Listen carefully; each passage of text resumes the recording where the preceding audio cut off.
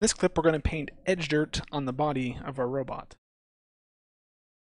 So moving right along, we'll start to bring some definition to these edges. Now there's one tool that I want to show you as you're doing this, since this section has some very long, straight edges.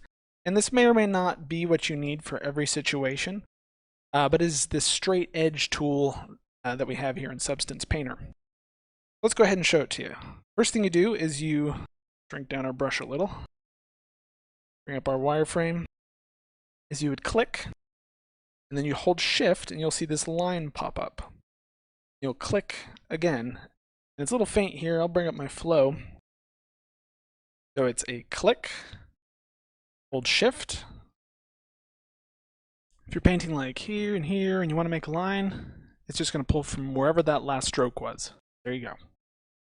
Now, the reason this might not be what you want, depending on what you're making, and it's fine for the edge dirt, sometimes it may be too perfect. Same situation why we didn't just use the generated ambient occlusion.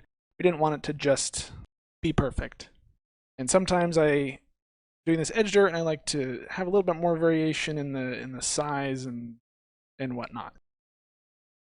That may or may not be the case depending on what you're doing, but that straight edge tool can be very helpful because it saves you a lot of brush strokes. You can just click, hold shift, and away you go. All right, I'm going to go ahead and finish off the edge dirt on this section, and we will come back when it's all done.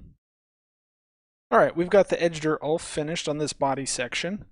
Nothing too crazy. It's just about as straightforward as the ambient occlusion, but it just brings out a little bit of extra definition. Once we get to adding the highlights and scratches on the edges, you'll really start to see why we put it there and how it really brings out the edges. So without further ado, we'll end this clip and move on to the next section of the engine here. In this clip, we painted edge dirt on the body.